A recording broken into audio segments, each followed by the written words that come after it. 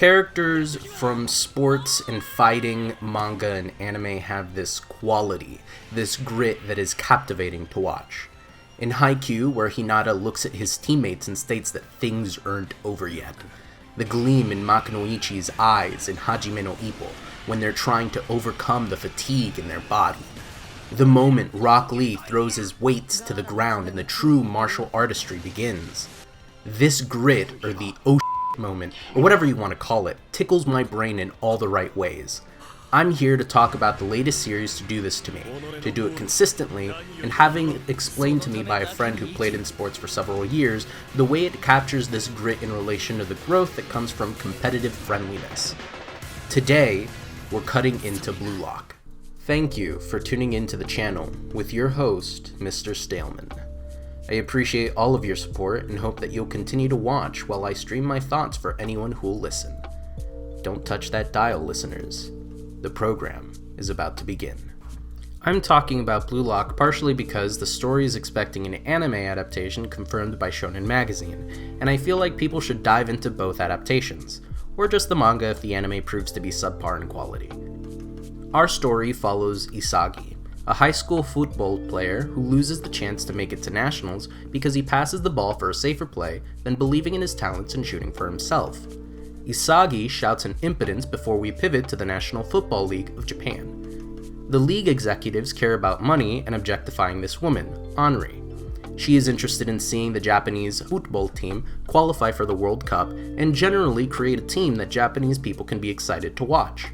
Enter Ego, a beanpole figure with the widest mouth on the planet that suggests to the executives they buy into his plan, known as the Blue Lock Project.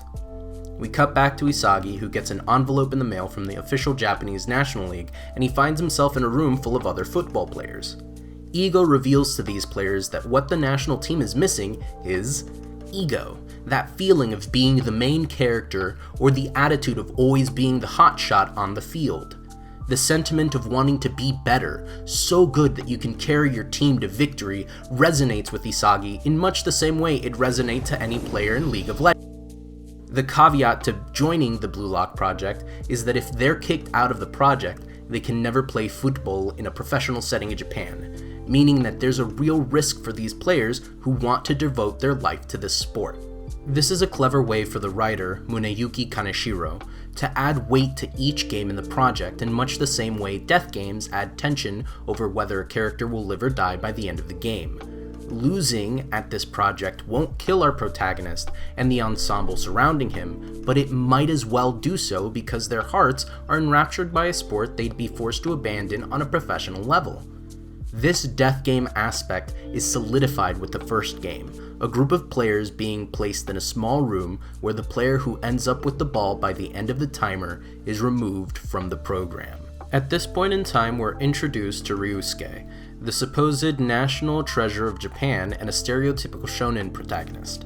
He doesn't believe Blue Lock is a fair system and follows along behind Isagi because he wants to tell the other players not to play into Ego's charade. Our tag game plays out and things look bad for another character struggling to remain in the project and avoid living a life as a monk at a temple before my favorite character makes his appearance. Bakira rolls in to swoop the ball in the last few moments of the game and passes it to Isagi, and in the split second that this occurs, Isagi passes the ball to Ryusuke instead of the injured monk. Why? Because Isagi realized on a subconscious level that if he wanted to be the best in this gaggle of men, he'd need to take down the best, which was Ryusuke at that moment. And how does Ryusuke react to all of this? The facade of being this wholesome shonen boy devolves into rage and despair. He curses Isagi for his lack of talent and his greed in taking the prodigy of Japan out of competing in sanctioned league games. He complains about the unfairness of the game and the tight space they're confined in, making the whole game a farce in his eyes. And Ego pops up to shoot those complaints down. If you wanted to continue playing the game, why didn't you try to stay in? There was still time on the board to change your fate.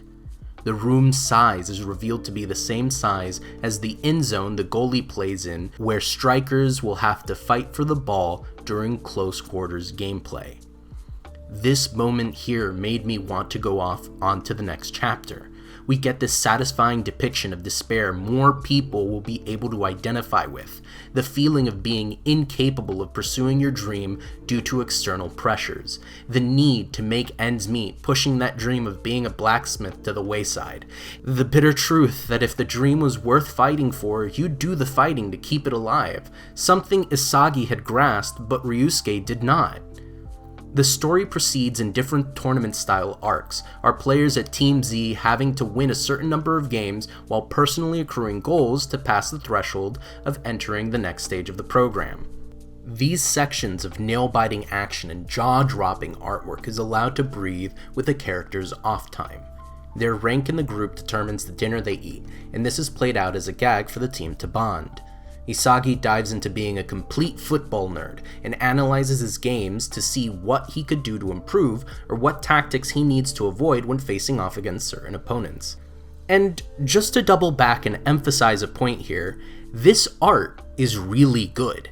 The artist Yusuke Nomura is able to deliver these sights of bombast, really honing in on the dynamism of players' movement and kicking strength.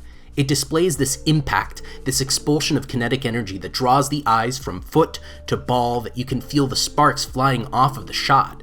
This puzzle motif that the mangaka emphasizes with Isagi is just delicious to revel in. Just look at this panel. I never played sports as a kid. I tried flag football once, the American kind, but never cared for the sport beyond supporting my brother's enjoyment of the stuff. I never understood his passion for the sport, for any sport really, but I could feel my heart well up with a peculiar emotion every time he gave me that hungering glint in his eye, the kind of gaze that told me he wanted to be out there and playing among the best. I feel that way each time I read a chapter of Blue Lock, feeling their victories and defeats and their growing pains with every section of the sport being learned and conquered by Isagi and his cast of rivals. Everyone in the manga wants a chance at the limelight, to prove they're the best, and it shows when they're playing on the pitch. I want everyone to read this manga, not just the people who like the sport of football or soccer, but for those that get a rise when a typical shonen protagonist looks the audience dead in the eye and proclaims that they're not defeated just yet, that their next technique will give them the chance to try one more time. Thank you for watching the video. I plan to cover a wide variety of media that have shaped who I am as a person, and thank you all again for your support. Your views and comments give me life. Like, comment, and subscribe to the channel for more content on the way. This was Mr. Staleman on Soccer Football Death Games, but not locking off.